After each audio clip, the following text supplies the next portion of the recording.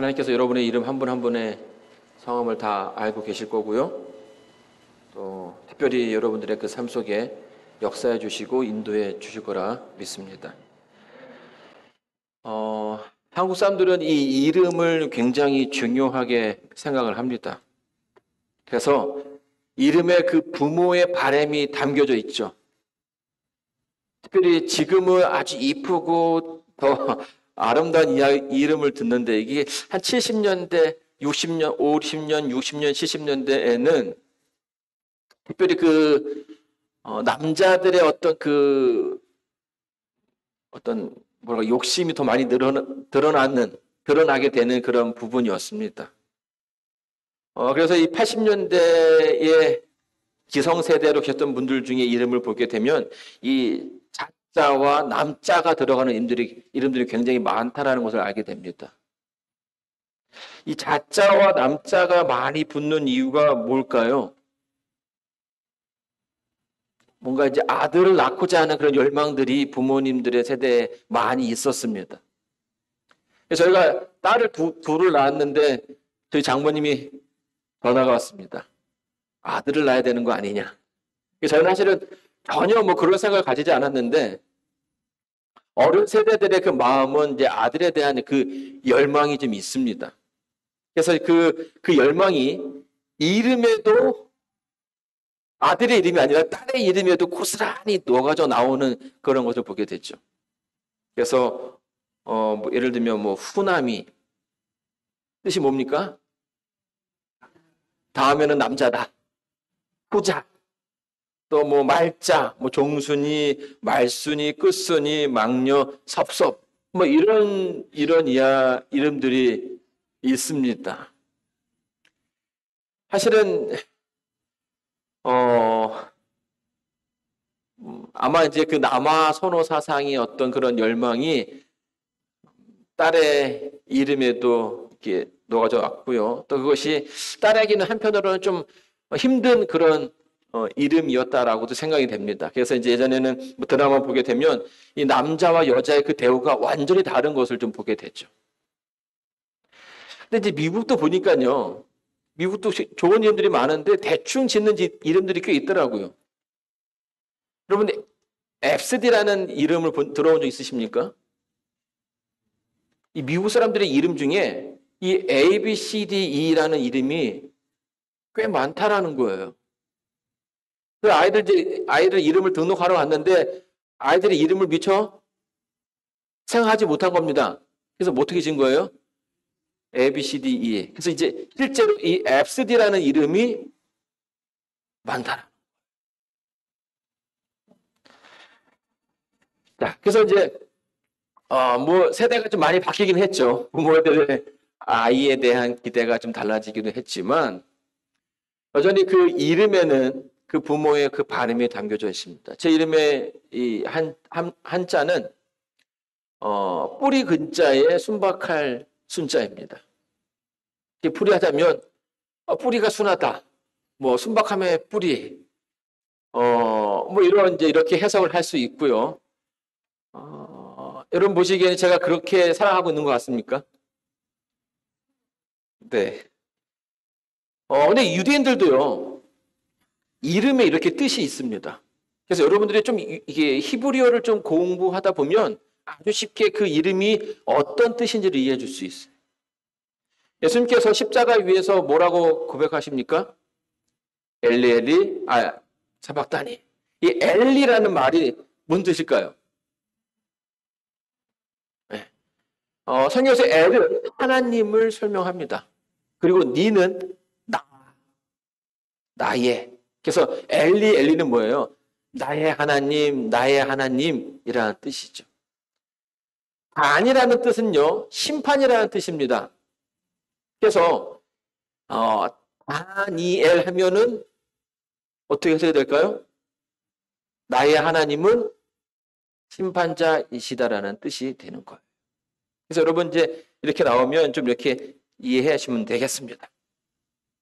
우리 성경 말씀 창세기 4장 1절에 있는 말씀 한번 보도록 하겠습니다. 아담이 그 아내 하와와 동침하매 하와가 잉태하여 가인을 낳고 이르되 내가 여호와로 말미암아 등남하였다 하니라. 여러분 이 가인이라는 이름의 그 뜻이 있습니다. 유대인들이 다 그랬지만은 이 아담과 하와도 이 가인이라는 이름을 지은 이유가 있어요. 이 가인의 뜻이 뭘까요? 여기 나와 있죠. 여호와로 말미암아 등남하였다. 그러니까 이 가인이라는 뜻은 내가 얻었다라는 뜻이에요. 얻었다. 내가 얻었다. 내가 갖게 되었다. 자, 그럼 이 아담과 하와는 어떠한 생각을 가지고 있었을까요? 메리야. 사실은 이게 여러분 그 성경 보게 되면 창세기 3장 15절에 아담과 하와에게 약속을 주셨습니다. 여러분 아시는 것처럼 하나님께서 만드신 이 세상은 죄가 없는 세상이었죠. 모두가 행복한, 죄가 없는, 슬픔이 없는, 죽음이 없는 그런 세상을 하나님께서 만드셨어요. 그런데 이 아담과 하와가 이 사단의 꾀임으로 인해서 어떻게 됩니까? 그 모든 것들을 잃어버리게 되었죠. 그리고 이 지구까지도 사단에게 내어준 바. 자, 그런데 이렇게 죽을 수밖에 없는 그 인류를 아담과 하와를 바라보시면서 하나님께서 그냥 두실 수가 없었어요. 그렇죠? 마치 그 부모가 자녀를 생각하는 그 마음처럼 어떻게 합니까? 약속을 주십니다. 그 약속이 내가 너로 여자와 원수가 되게 하고 너의 후손도 여자의 후손과 원수가 되게 하리니 누구요? 여자의 후손은 내 머리를 상하게 할 것이요 너는 그의 발꿈치를 상하게 할 것이니라 라고 하는 약속을 주셨습니다. 이 약속의 핵심은 뭡니까? 이 약속은 뭐예요? 아담과 하와. 이 약속은 뭐냐면 이제 너희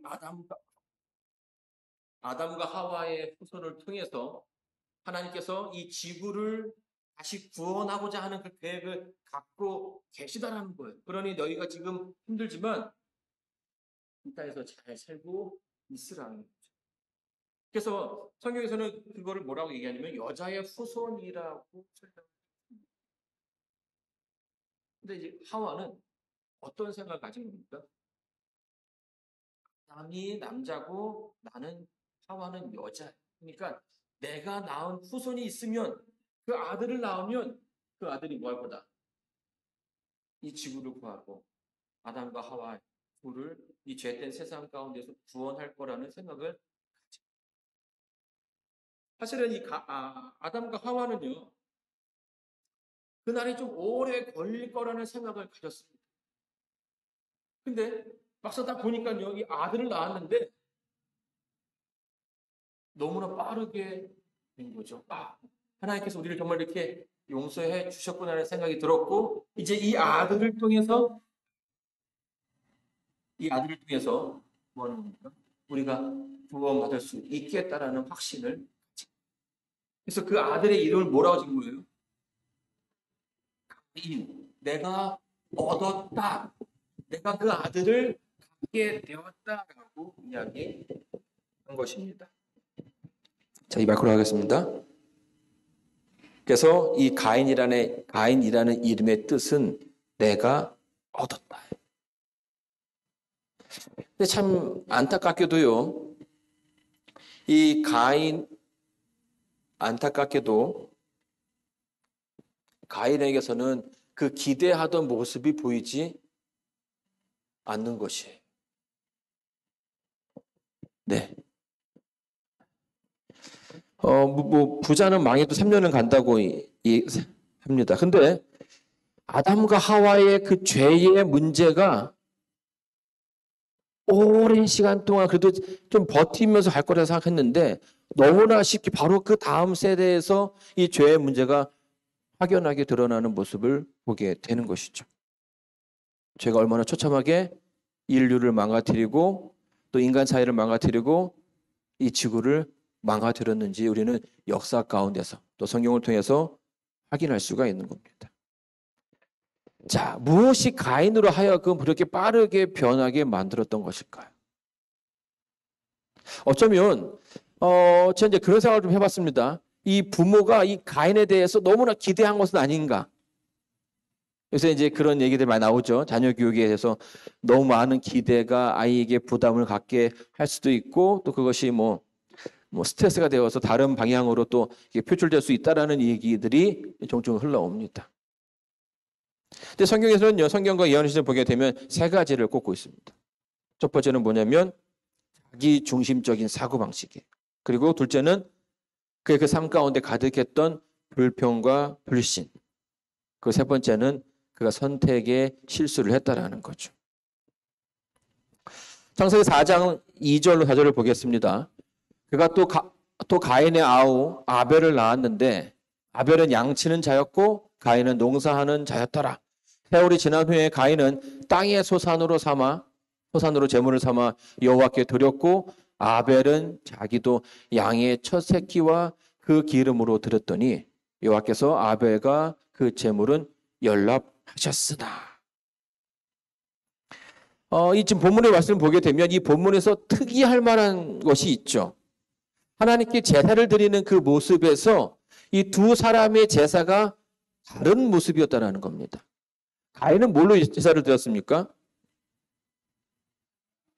땅의 소산, 자기가 열심히 농사지어서 거두었던 땅의 소산으로 제사를 드렸고요. 그 동생인 아벨은 뭘로 드렸습니까? 양으로 드렸습니다. 양. 자, 근데 이 창세기 3장에 보게 되면 하나님께서 아담에게 뭐라고 얘기했냐면 네가 종신토록 수고하여야 얻으리라는 그런 약속을 해 주셨어요. 그러니까 한편으로 이 땅의 소산물은 좀 더 좀 깊게 생각하자면 인간의 노력의 산물이 되는 것입니다. 내가 노력해야 얻을 수 있는 것. 물론 우리가 이제 그 가을 추석이 되면 또 이제 가을이 되면 이제 추수감사절을 통해서 내가 한 해 동안 얻어왔던 것들을 감사하는 그런 예배를 드리기도 하는데요. 하나님께서 특별히 이 부분에 대해서 이 가인의 제사를 받아들이지 않았던 이유가 있다면 뭘까요? 그것은 하나님께서 원하는 방식이 있었다라는 거예요. 미운 5살이라는 말이 있습니다. 미운 5살. 미운 7살. 이렇게 얘기하는데요. 아주 귀여운 그런 나이인데 왜 그때가 되면 미워지는 걸까요?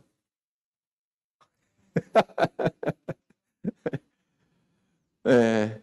다 너무나 이제 전문가들이셔가지고, 예. 자기 멋대로 하기씩 하죠. 이제 한 3살쯤 되면 막 아이들이요. 엄마 말을 이제 잘 듣습니다. 그래서 뭐 가져와 뭐 하면은 이제 잘 가져와요. 근데 이제 5살 때쯤 되면 뭐 가져와라 뭐 시키면 왜요라는 말이 먼저 나와요. 그 왜요가 무슨 뭡니까? 왜요는 일본요죠. 우리 장로님 자주 하시는 그런 개그신데. 근데 이 5살 때부터 왜요라는 말이 나오기 시작한다는 것은 뭡니까? 이제 자기의 생각이 생기기 시작했다라는 거예요. 예전에는 그냥 부모님의 뜻이 내 뜻이고 내 뜻이 부모님 뜻이었는데 이제는 부모님 뜻과 내 뜻이 같지 않다라는 거예요. 그래서 이제 뭐 하는 겁니까? 내가 보기에 좀 이해가 되지 않는다 싶으면 왜요라는 말을 통해서 그 이유를 이제 알고자 하는 거죠. 아이가 커간다는 것입니다. 그런데 여러분 이런 모습들이 우리의 신앙에서도 나온다라는 거예요.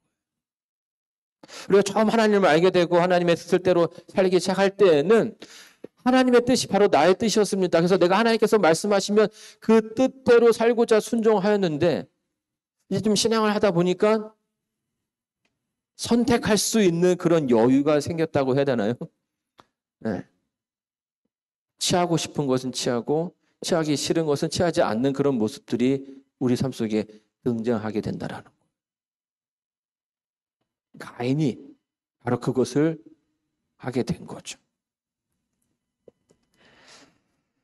하나님께서는 분명히 이 예배에 관해서 또 어떤 그 제사에 관해서 하나님께서 원하시는 방법이 있었습니다. 그것은 뭐냐면 그냥 아무렇게나 하는 것이 아니라 그 제사 가운데 담겨져 있는 중요한 뜻이 있었어요.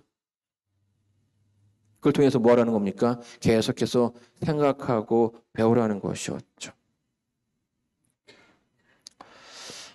중국의 역사를 보게 되면 이제 초한지, 초나라와 한나라가 싸웠던 그 역사가 있습니다. 이때에 아주 유명한 두 명의 영웅이 등장하죠. 항우와 유방. 근데 이렇게 항우와 유방을 보게 되면 항우는 흔히 말해서 금수저였습니다. 금수저. 이 날 때부터 아주 그 강동 지역의 명문가의 자제로서 가문이 빵빵했어요. 그리고 그의 뒤를 따르는 또 다른 그 가문들의 아들들이 8,000명이 됐습니다. 그들에게 말이 있고 갑옷이 있고 무기가 있었어요. 여러분 이게 말이 있고 갑옷이 있고 무기가 있다는 말이 그냥 아주 쉬운 말처럼 보이지만 여러분 지금도 그렇지는 않죠. 지금도 말 가격이 그렇게 싼 가격은 아니죠. 전쟁을 나가기 위해서 말을 탄다라는 것은 아주 부자들만 할 수 있다라는 거예요. 그래서 이 항우라는 사람은 아주 특별한 시작을 갖게 되었습니다. 거기다가 그 옆에 늘 항상 이 범증이라는 모사, 머리가 좋은 사람이 있어가지고 전투에 나갈 때마다 승리하는, 그래서 막 이 중국을 다 대표할 것 같은 그런 남자였죠. 그런 반면에 이 유방이라는 사람은 싸움도 잘 못하고 지략도 없고 돈도 없는, 그냥 이렇게 좀 보면 여자만 밝히는 그런 사람이었습니다. 그런데 이 사람이 잘했던 것이 하나 있어요. 항우는 못했는데 이 사람이 잘한 것. 그건 뭐냐면 다른 사람들을 이용하는 것을 잘했다는 거. 내가 못하니까 저 사람이 잘하면 저 사람을 사용하는 거예요. 쓰는 거예요. 그래서 이 항우가 버렸던 한신이라는 그 장군을 이 유방이라는 사람이 데리고 옵니다. 그러면서 이 두 나라의 전쟁이 승패가 완전히 바뀌게 되었죠. 곧 자신을 낮추는 것에 실패한 항우는 자신을 낮추는 데 성공한 유방에게 모든 것을 내어주게 되었습니다. 여러분, 하나님께서 우리에게 많은 것들을 주셨습니다. 많은 능력을 주셨고 많은 달란트를 주셨죠. 그러나 그것은 누구에게로부터 온 것입니까? 하나님께로부터 온 거예요. 하나님께로부터. 그래서 우리는 여전히 뭐 해야 되는 겁니까? 하나님 말씀에 순종해야 되고 그분의 말씀을 따라가야 하는 것입니다. 여러분이 성소에서 말하고 있는 이 하루에도 막 몇백 마리씩 이렇게 양을 잡아서 제사를 드렸는데 그 양을 잡아서 예배 제사를 드리는 그 목적은 뭡니까? 이 예배의 핵심은 예수님을 바라보라는 것이었어요. 그분의 희생. 그분께서 오셔서 이제 너희들을 구원해 주실 거다. 그런데 가인이 그렇게 자랑스러워했던 그 곡식과 그 소산물에는 그런 예수님의 모습이 보이지 않았다라는 거예요. 결국 이것이 내가 생각하는 대로 될 거라는 가인의 판단은 그로 하여금 하나님과 점점 멀어지게 만들었다는 거죠. 두 번째는요, 가인은 이 불평이 많은 사람이었습니다. 그래서 이 예언의 신을 보게 되면 이렇게 설명합니다. 가인은 약속된 희생과 희생 제물의 필요성에 대하여 마음속으로 불평과 불신을 품고 하나님 앞에 나아갔다. 그의 봉헌문에는 죄의 회개가 표시되어 있지 않았다. 그러니까 하나님께서 모든 것을 결정하는 그 상황에 대해서 이 가인은 그것을 수용할 수가 없는 거죠. 그래서 뭐 하기 시작합니까? 불평하고 불신한 겁니다. 여러분, 불평은요, 작은 것일 수가 있죠. 그리고 남들에게 잘 드러나지 않을 수가 있어요. 이게 불평인지 비판인지 어떤 건설적인 어떤 의견인지 잘 구별하기가 쉽지 않습니다. 그러나 이 불평은요, 작은 것처럼 보이지만 점점점 그 사람의 마음 가운데 뭘 하게 됩니까? 조그마한 상처들을 낳게 되고 그것이 한 사람을 또 망가뜨리는, 그 품성을 망가뜨리는 것이 될 수 있다라는 것. 자, 이 가룟 비결을 보게 되면 이렇게 설명합니다. 이스라엘 백성들이 왜 광야에서 방황했는가? 이 불신, 불평 및 반역이 40년 동안이나 고대의 이스라엘 백성들이 가나안 땅에 들어가지 못하도록 길을 막는 것이었다. 동일한 죄들이 현대 이스라엘 백성들을 하늘 가나안에 들어가지 못하도록 지연시키고 있다. 두 번 다 하나님의 허락에 모순이 있는 것은 아니었다. 주님의 백성이라 공언하는 자들 가운데 있는 불신, 세속적인 욕망, 비헌신적인 정신 및 신자들 간에 있는 다툼이 죄와 슬픔으로 가득 찬 이 세상에 우리들을 오랫동안 남아있게 하는 것이다 하는 것입니다. 여러분, 가인의 그 불평이 결국 하나님께로부터 떨어지게 하는 그 시작이 되었다라고 이야기하는 것이죠. 여러분, 이 구원은 누구로부터 시작된 것입니까? 그리고 어저께도 설교 가운데 들었지만요, 이 구원은 하나님의 은혜입니다. 그러니까 우리의 능력으로 사실은 우리가 구원을 받을 수 있다라는 것은 생각할 수도 없는 그런 결과물이죠. 그런데 아직 그것들 잘 알지 못하는 상황 가운데서 이미 6,000년 전에 아담과 하와의 그 시작 때부터 하나님께서 우리에게 약속해 주셨어요. 그리고 4,000년, 2,000년 전에 예수님께서 이 땅에 오셔서 십자가에 달려 돌아가심으로써 우리에게 그 모든 길들을 열어주셨고 확립해 주셨습니다. 우리가 알지도 못하는 그 가운데. 그래서 우리는 늘 뭐라고 얘기합니까? 그것이 하나님의 은혜다라고 이야기하는 거예요. 은혜다. 내 것이 아님을 알기 때문에. 그러면서도 우리는 늘 인간의 어떤 그 노력에 대해서 또 대우받기 원하고 또 그것을 강조하는 그런 실수들을 자주 한다라는 것이.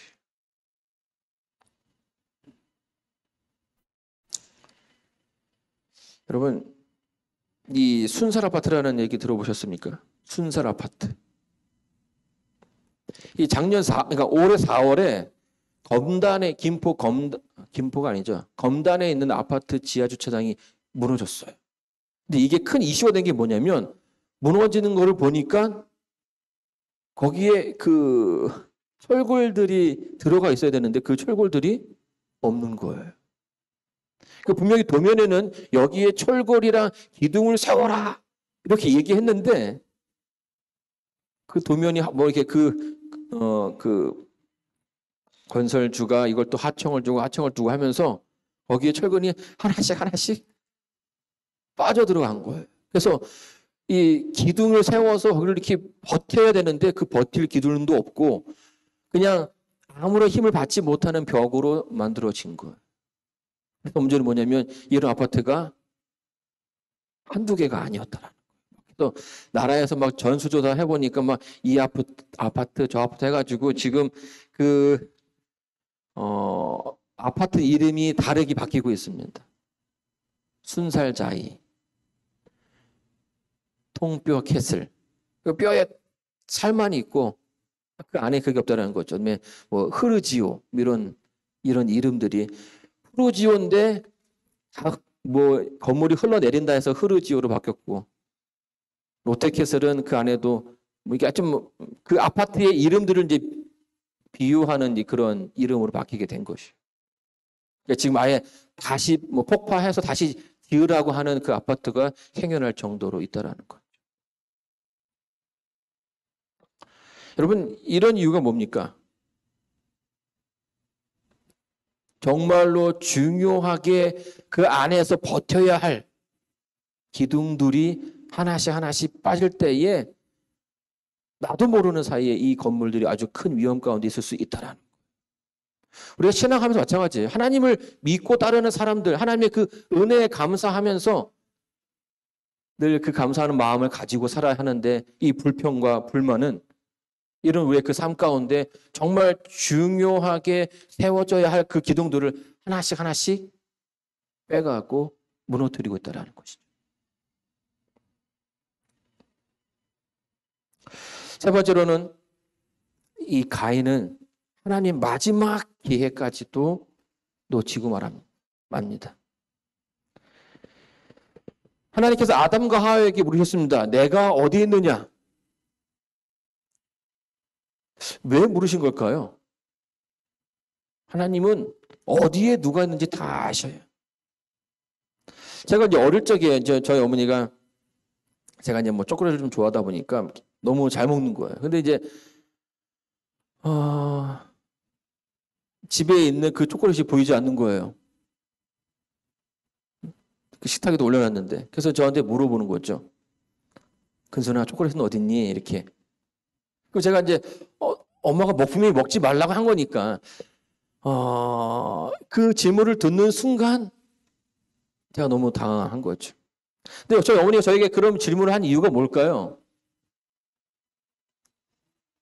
몰라서 물어보는 게 아니죠.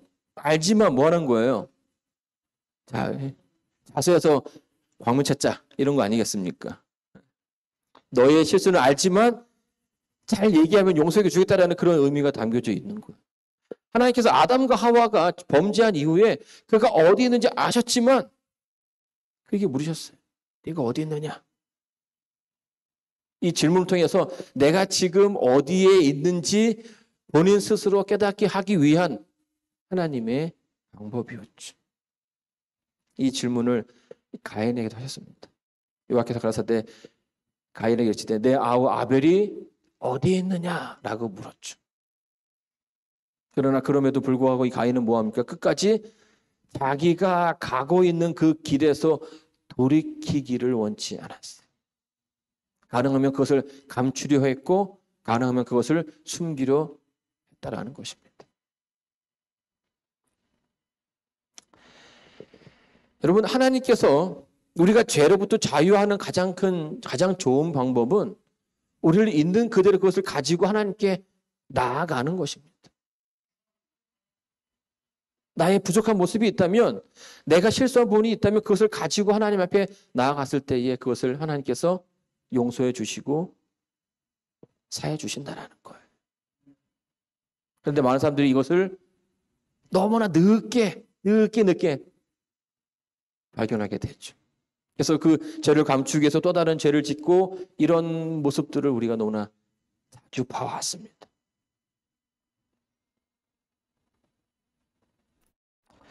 여러분, 이 광야에서 이스라엘 백성들이 아이성과의 여리고성의 전투를 끝나고 아이성의 그 전투를 했습니다. 근데 여리고성의 전투에서는 아주 큰 대승을 거두었어요. 엄청난 큰 성임에도 불구하고. 근데 이제 아이성은 그거보다 작은 성이었어요. 근데 거기서 대패를 하게 됩니다. 그래서 왜 그런가 했더니만 하나님께서 하나님의 말씀에 순종하지 않은 사람으로 인해서 이런 일이 벌어졌다라고 얘기했을 때에 하나님께서 이제 뭐를 명령하십니까? 제비를 뽑으라 하죠. 제비를 뽑으라. 근데 이제 제비는요, 모두가 다 뽑은 게 아니에요. 12지파 가운데 그 지파의 그 족장들이 나와서 하나씩 뽑았습니다. 12지파의 어느 지파, 그 지파의 어느 족속, 그 족속의 어느 패밀리, 그 패밀리의 누구, 적어도 4번, 5번 하는 그 제비를 뽑는 가운데 하나님 뭘 원하셨습니까? 점점점 이렇게 다가오는 그 하나님의 그 발걸음에 맞춰서 그 사람의 회개하기를 원했다라는 거예요. 여러분, 여기를 보게 되면요, 그 아간이 뭐라고 고백하냐면 그 신할의 아름다운 외투라는 표현이 나와요. 아름다운 외투.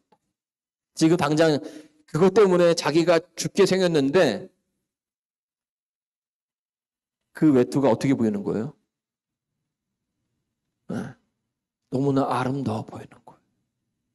자기의 그 죄를 계속 뭐하지 못하는 겁니까? 놓지 못하고 있는 자신을 발견하게 되는 거죠.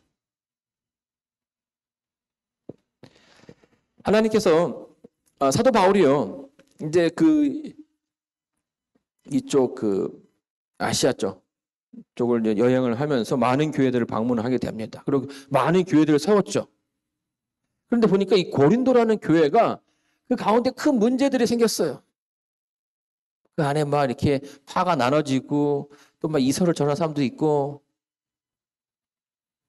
바울의 성정이 바로 가서 그 문제를 해결할 수 있었지만, 여러분 보시면 아시겠지만 사도 바울이 바로 가지 않습니다.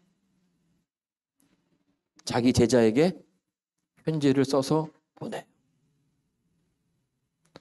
바로 가면 되는데 왜 편지를 써서 보내는 걸까요? 뭐 하기 위해서? 내가 당장 가면 뭐 해야 되는 겁니까? 그 사람들을 정죄해야 되고, 그 사람들을 이거를 자잘못을 따져가지고 그 사람들을 이렇게 해야겠지만, 그 편지를 통해서 뭐 하길 바라는 거예요? 그들 스스로 그 문제를 해결하기를 바라는 것입니다. 하나님께서 늘 우리에게 이렇게 다가오신다라는 거예요. 자, 그런데 많은 사람들이 그런 부분에서 실수를 합니다. 가인이 그 부분에서 실수했고요. 아간도 거기서 실수를 했고. 여러분, 우리가 신앙생활을 하면서 늘 고민해야 될 것은 내가 지금 있는 위치가 아니라고 봅니다. 내가 있는 위치가 아니라 내가 늘 말씀과 가까이 하는지, 그리고 그 말씀에 이렇게 비춰봤을 때에 내가 지금 하나님의 말씀대로 살아가고 있는지를 늘 비교해야 되고 스스로를 평가해야 된다는 거예요. 그러니까 다른 사람을 평가할 필요가 없어요. 저 사람이 잘하나? 이건 중요하지 않아요. 그냥 내가 잘하나? 내가 지금 오늘 하나님의 말씀대로 살아가고 있는지 확인해야 된다는 거죠. 이게 하나님의 백성들의 모습이에요. 이 요엘 선지자가 이스라엘 백성들에게 이렇게 권면합니다. 너희는 옷을 찢지 말고 너희 하나님 여호와께 마음을 찢고 너희 하나님 여호와께 돌아올지어다. 그는 은혜로우시며 자비로우시며 노하기를 더디하시며 이내가 크시사 뜻을 돌이켜 재앙을 내리지 아니하시나니. 이 이스라엘 하나님께 돌아오는 수많은 사람들에게 그 손은 늘 열려져 있었습니다. 예수님의 그 십자가는 그분의 손이 얼마나 크게 열려져 있는지를 보여주는 또 다른 사랑의 증표가 되기도 하고요. 사랑하는 성도 여러분, 우리가 이 성경에 등장하는 이 가인이라는 인물을 통해서 또 배워야 할 점들이 분명히 있다라고 생각합니다. 그가 자기 중심적으로 판단하고 자기 멋대로 판단하고 또 그의 그 삶 속에 불평과 불만이 많이 있었고 선택에 실수했지만 우리가 굳이 그의 그 모습을 따라갈 필요가 없다라는 것입니다. 내 중심이 아니라 하나님 말씀에 순종하는, 그리고 늘 우리의 삶 속에서 감사가 넘쳐나는, 그리고 하나님께서 말씀하신 것을 따라갈 수 있는 그 용기가 저와 여러분의 삶 속에 있게 되기를 바라면서 오늘 말씀을